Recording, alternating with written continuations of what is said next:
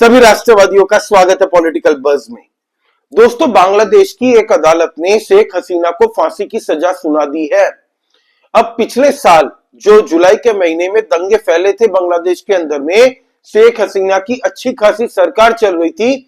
अचानक से स्टूडेंट आंदोलन के नाम पे जो पूरे बांग्लादेश के अंदर में हिंसा फैली, ये हम सब ने देखा। उस वक्त में शेख हसीना के द्वारा उनकी आर्मी को ये ऑर्डर दिए गए थे कि आप इन उपद्रवियों पे गोली चलाइए। ये आरोप लगाया है मोहम्मद यूनिस और कुछ लोगों ने, और कोर्ट में इसी बात पे केस चल रहा था और शेख हसीना पे फांसी की सजा सुनाई गई। हालांकि शेख हसीना ने यह बयान दिया है कि मैंने ये ऑर्डर कभी नहीं दिए थे, ये मोहम्मद यूनिस से इन्फ्लुएंस्ड कुछ लोग जो बांग्लादेश की फौज में है उन लोगों के द्वारा की हुई साजिश थी उस वक्त की। अब आपको बता दूं कि बांग्लादेशी आर्मी में 3 बेड़े हैं। एक शेख हसीना को फेवर करता है, एक है दोस्तों जो खालिदा जिया को फेवर करता है, और तीसरा जो है वो मोहम्मद यूनिस और उनके आका जो उनको विदेशी फंडिंग देते हैं, पालते हैं, अमेरिकन नागरिकता देते हैं, तो अमेरिका को फेवर करते हैं। अब इसमें से शेख हसीना का यह दावा है कि भाई ये कैसा जजमेंट है, आपने खाली एक पक्ष का केस सुना है, मैं वहां पे मौजूद नहीं थी, मैंने ये क्राइम किया ही नहीं है, मेरी बात आप लोगों ने सुनी ही नहीं और ऊपर से फांसी की सजा सुना दी। दरअसल में इस फांसी की सजा की एक ही वैल्यू है, वो है 0। कोई वैल्यू नहीं है। शेख हसीना वहां से बच के भारत आ चुकी थी, ये उनकी खुशनसीबी थी। अगर वो बांग्लादेश के अंदर में रहती, उस दिन नहीं आती भारत, तो आप यकीन मानिए उनका काम तमाम करने के पीछे कोई कसर नहीं छोड़ी थी मोहम्मद यूनिस ने। और तब से मोहम्मद यूनिस भड़का हुआ है भारत के ऊपर में, और साथ ही साथ में इसीलिए पाकिस्तान की गोदी में जाके बैठ गया ये कंगलू। अब पाकिस्तान बांग्लादेश के अंदर में बैठ के ऑपरेट कर रहा, भारत के खिलाफ साजिशें चल रहा है। जमाते इस्लामी एक टेररिस्ट ऑर्गेनाइजेशन थी दोस्तों बांग्लादेश के अंदर में। शेख हसीना के दौर में इन सबको जेल में डाल दिया गया था। मोहम्मद यूनिस की सरकार जैसे ही आई केयर टेकर के बतौर केयर टेकर इंटरिम गवर्नमेंट, उसके बाद इन सबको जेल से भगा दिया, रिहा करवा दिया। और अब जमाते इस्लामी कह रही है कि हम भी एक पॉलिटिकल पार्टी बनाएंगे। तो अब मोहम्मद यूनिस के सर पे एक हेडेक है, क्योंकि ये केयर टेकर इंटरिम गवर्नमेंट बन के गया था वहां पे। टेक्निकली देखा तो आज भी शेख हसीना ही है प्राइम मिनिस्टर बांग्लादेश की, उन्होंने रिजाइन नहीं किया था। लेकिन अब मोहम्मद यूनिस को वो सत्ता रास आ चुकी है, उसको लगने लगा कि बांग्लादेश के बाप हम है। जैसे अरविंद केजरीवाल को लगता था कि दिल्ली के मालिक हम है, वो कहता था ना, उसी तरीके से बांग्लादेश के अंदर में मोहम्मद यूनिस को सारी सत्ता, सुख, पैसे सब कुछ वो भोग रहा है, मस्ती ले रहा है बांग्लादेश के अंदर में। तो अब वो नहीं चाहता कि बांग्लादेश के अंदर में चुनाव हो, और चुनाव की मांग वहां की बीएनपी पार्टी की खालिदा जिया भी बहुत जोर से उठा रही है। अवामी लीग जो ये शेख हसीना की पार्टी थी, वो भी बोल रही थी कि भाई फ्री एंड फेयर इलेक्शन करवाओ, पता चल जाएगा दूध का दूध पानी का पानी, हम फिर से पावर में आएंगे। लेकिन मोहम्मद यूनिस ये करवाना नहीं चाहता। क्यों नहीं करवाना चाहता? क्योंकि इनके आका नहीं चाहते कि शेख हसीना फिर से सत्ता में आए। क्यों नहीं चाहते इनके आका? क्योंकि इन लोगों ने शेख हसीना को प्रधानमंत्री रहते हुए ऑफर दी थी कि आप हमें बांग्लादेश का एक टुकड़ा दे दीजिए, हम वहां पे क्रिश्चियन जनसंख्या बनाएंगे और अपनी बेस बनाएंगे, American base, Saint Martin island नाम से। शेख हसीना ने मना कर दिया तो फिर अमेरिका ने चाल चल के डोनाल्ड लू के माध्यम से वहां पे परिवर्तन कर दिया, सत्ता परिवर्तन स्टूडेंट आंदोलन के नाम से खड़ा कर दिया। अब 13 नवंबर को कोर्ट में, वहां की बांग्लादेश की कोर्ट में, जो आईसीटी है ना, मैंने बताया था इंटरनेशनल क्राइम ट्रिब्यूनल, जो जालमुड़ी बनाने वाले विल्ले लोग ही वहां पे कोर्ट चलाते हैं। तो अब उन लोगों ने 13 तारीख को यह डिसाइड करना था कि शेख हसीना के ऊपर में जितने भी क्राइम्स, क्रिमिनल चार्जेस हैं, उनके ऊपर फैसला हम कौन सी तारीख को करेंगे। तो उस दिन शेख हसीना ने यह कह दिया था कि भाई 16 नवंबर को आवामी लीग के जितने भी सपोर्टर है बांग्लादेश के अंदर में, सब निकलो अपने मुल्क के लिए, क्योंकि 17 तारीख का डेट इन लोगों ने डिसाइड किया था आरोप की सजा सुनाने के लिए।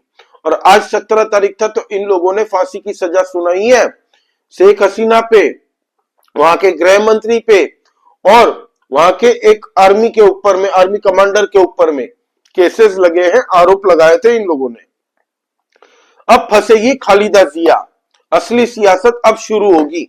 बांग्लादेश की तरफ से कल आ गई थी शाम को रिक्वेस्ट कि शेख हसीना को आप हमें सौंप दीजिए, क्योंकि भारत और बांग्लादेश के बीच में एक्स्ट्राडिशन ट्रीटी 2013 में साइन हो चुकी है। मुझे नहीं लगता भारत देगा, भारत बोलेगा मुंह खोलो, देते हैं तुम्हें शेख हसीना, भारत नहीं देने वाला। अब दोस्तों मजे की बात यह है कि वहां पे अब रह गया है सिर्फ खालिदा जिया और मोहम्मद यूनिस। तो अब खालिदा जिया को भी डर सता रहा है कि एक ओपोनेंट को तो निपटा दिया इसने, कहीं मुझे निपटा के ये आजीवन यहाँ पे जो चुनाव होने थे वो कैंसिल ना कर दे, और यही बना रहेगा ताकि, और होने वाला भी यही है। मोहम्मद यूनिस के टारगेट पे अब खालिदा जिया रहेगी, क्योंकि वो खालिदा जिया को निपटा दिया एक बार उसकी पार्टी को, उसके बाद में कोई नहीं है इसके टक्कर में, अकेला बैठ के राज करेगा, ये इसने सपना पाल के रखा है। लेकिन यहाँ पे एंट्री होती है इंडिया की। इतने टाइम तक मुझे लग रहा है इंडिया थोड़ा बहुत लिहाज कर रहा था शेख हसीना के लिए।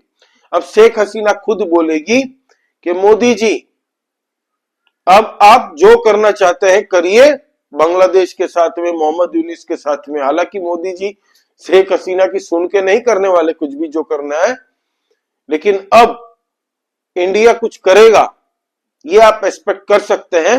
इंडिया का जो बोलते हैं ना थर्मामीटर में जो टेस्ट होता है ना गर्माहट, वो ज्यादा ही चेक कर रहा है और इंडिया का तापमान बढ़ा रहा है। अब इंडिया बख्शने के मूड में नहीं है। ऑलरेडी पाकिस्तान वहां पे बैठ के, आप जानते ही है पाकिस्तान बांग्लादेश के अंदर में बैठ के पूरा ऑपरेट कर रहा है, बांग्लादेश की मोहम्मद यूनिस को प्लान सुझा रहा है, जमाते इस्लामी आतंकवादी संगठन में बन रहा है, तो ये कन्वर्ट बना रहे हैं आईएसआई वाले, पैसे फंडिंग सब कुछ कर रहे हैं कि जाओ भारत के अंदर में जाके उपद्रव मचाओ। अभी जो दिल्ली में आतंकी हमला हुआ था उसमें भी एक बांग्लादेशी कनेक्शन मिला है भाई। और भारत ने ऑलरेडी 3 आर्मी बेसेस बनाए हैं बंगाल और बांग्लादेश बॉर्डर के पास, असम और असम के बांग्लादेश बॉर्डर के पास में। तो इंडिया की कुछ तो तैयारी होगी और इंडिया की एजेंसीज पूरी तरह से तैनात है। बांग्लादेश को अच्छे से पता, और बांग्लादेशी आर्मी जो मोहम्मद यूनिस के भी सपोर्ट करती है ना, वो भी नहीं चाहती है कि इंडिया के साथ में एक बार भी जंग छिड़े। 2 से 4 घंटे के अंदर में निपटा दिए जाएंगे ये भिखमंगे।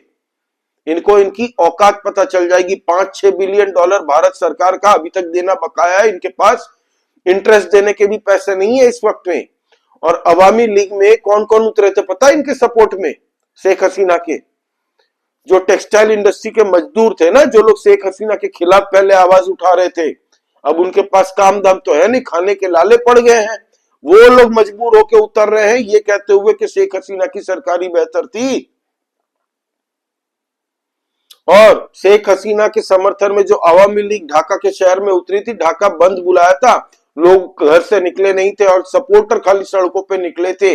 अब इन सपोर्टर को रोकने के लिए पाकिस्तान ने एक बुद्धि लगाई कि यार अगर ये सपोर्टर निकल गए तो यूनिस, मोहम्मद यूनिस की तकलीफ बढ़ जाएगी। तो क्या किया जाए, जमाते इस्लामी के कुछ लोगों को अवामी लीग की भीड़ के अंदर में डाल दिया, उपद्रव मचवा दिया, उसके बाद में कई जगहों पे अटैक करवाया, बमबारी चलवाई। मोहम्मद यूनिस ने सीधे सीधे कह दिया कि शूट एंड साइट ऑर्डर दे दिया भाई, जहां दिखे उपद्रवी ठोक डालो। तो भाई एक बात बताओ, बांग्लादेशी हो, मोहम्मद यूनिस के सपोर्टर हो, उपद्रव करने वालों पे मोहम्मद यूनिस ने ठोकने का उनको ऑर्डर दे दिया।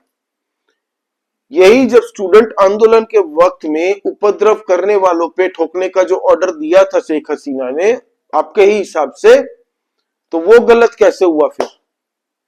आप भी तो वही कर रहे हो, अभी आप भी तो वही कर रहे हो। लेकिन नहीं, ये मारेंगे बाउंड्री के बाहर तो सीधा 12 रन होते हैं, दूसरा कोई मारे तो डेड बॉल हो जाता है।